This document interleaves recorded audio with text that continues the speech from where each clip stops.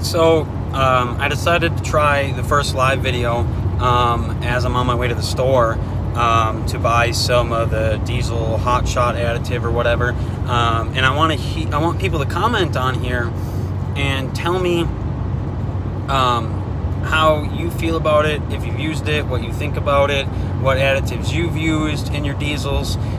So one of the problems that I've had with my truck in general is that no matter what tuning I build, my truck has never had different gas mileage. I always average 20. But every test vehicle that we tune gets phenomenal gas mileage. I got people getting all the way into the 30s. And nope, me, put it on the highway, set the cruise, 75, 20 miles per gallon.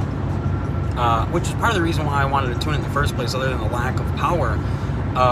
So recommendation by someone else was that I should try this diesel hotshot additive to see if I possibly have something going on with my injector, something stuck, whatever. And my truck's been like this since I bought it from the dealership. So it's nothing tune related or anything like that by any chance. The truck makes amazing power. It just, my specific truck has never gotten good gas mileage, which, you know, there's vehicles out there that are like that. You could have 100 cars in a row, put the same tune on all 100 of them. 99 of them get 30 miles per gallon, and the last one gets 20. Things at the dealership, not the dealership, things at the factory are not always have good quality control, or the parts are not exact, or whatever else. I mean, there's a possibility that I have 6 injectors on this motor and one of them is, you know, running at 95%, or one of them's partially stuck open and constantly leaking diesel fuel, or, you know, the pulse width is wrong on that specific injector and it's causing a ton of problems. You know, so you got 5 cylinders that are injecting perfect and then one that's injecting wrong. So I'm going to try this hotshot diesel additive, whatever it's called. I'm trying to find a store that actually has it on hand. The last O'Reilly's I went to didn't have it, so I'm driving to another one in the city down the road to see if they have it in hand. And I'm going to try it out and see if, in fact, it helps. You know, and obviously I'll report the findings. And this is non-biased because I'm not being supported by whoever makes it. I don't even know who makes it. And I'm not an additive person. I'm not a big additive person. So I'm buying this in hopes that there's some sediment or something going on that's just kind of making things not run properly with my specific truck. And I'm hoping that, you know, a bottle of this will take care of that. Other than that, my truck is phenomenal. It drives amazing, has amazing power. There's, besides, I think I might have a loose bolt on my lift because it keeps popping. Besides that, it's a phenomenal truck. I have the water meth, which I need to get a progressive controller for it because the water meth is set for 15 psi boost, and that's on off. So 15 psi, it's spraying full water. Well, guess what? I sit on the highway between 14 and 16 psi. So in a tank of fuel, I go through 7 gallons of water. Because of how fast I'm going through it, I'm sticking to strictly water. What we're doing next is we're going to get a progressive controller and set it up at, like, you know, 7 to 10 psi as starting point, and 30 psi or 28 psi or 25 psi as the wide open throttle point. That way we're not just pouring water. Other than that, I haven't really noticed anything amazing or anything by switching to the water meth. I think that up top it does help a little bit cleaning smoke up, but we're waiting to get the progressive controller and then get on a dyno and play with it on there and see what kind of power we make. You know, there's claims of guys making about 15 horsepower on these eco diesels, and we're trying to get, you know, 19, so that way we can put the truck at 300 wheel horse and be like, hey, look at that, 300 horsepower. You know, before we start going into the bigger mods and things like that. I mean, I don't even have an intake on my truck. I didn't want to put too many parts on my truck and skew the results that we give people when we do tuning. The soft tuning, the switch on the fly tuning is almost done, and I don't want to put a bunch of aftermarket parts on my truck that might skew the results of what happens when you get your vehicle tuned. So once the switch on the fly tuning is fully in the vehicle and operational, we will put it on the dyno, run tune 1, run tune 2, run tune 3, and have dyno sheets for all 3, and be like, look, this is what our tuning is currently. And down the road, after 20, 30 revisions, because I make a lot of revisions, things that I like to fine tune or tweak or things like that, we'll check it again.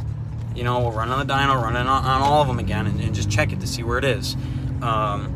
We want to offer absolutely the best tuning possible for EcoDiesels to our customers, and the most reliable. And I know I went way off into some other crap. So like I said, I'm on the way to O'Reilly's. I'm gonna pick up this hot shot fluid. I'm gonna put it in the tank and give it a few days and see if I notice anything different. I have a 32-gallon tank. I get about 600 miles, and then I put like 26, 27 gallons in. Not really that impressive to me, because if I was getting the fuel mileage that I'm supposed to be getting, I should be getting like 800 miles on a tank, maybe a little bit more, whatever. And I travel a lot. Looks like I've put, I'm right around 40,000 miles on this truck since I bought it.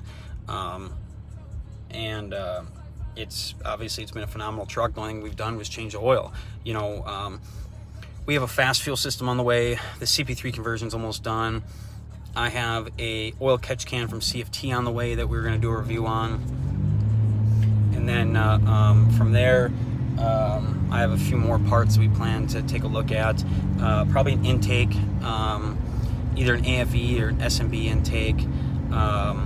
We're sending out a turbo to a company that we're friends with that is going to strip down the turbo, and we're going to try and create a turbo upgrade, a single turbo upgrade that will hopefully get us 50 to 60 more horse higher than what we are now, or maybe closer to 70 or 80 horse.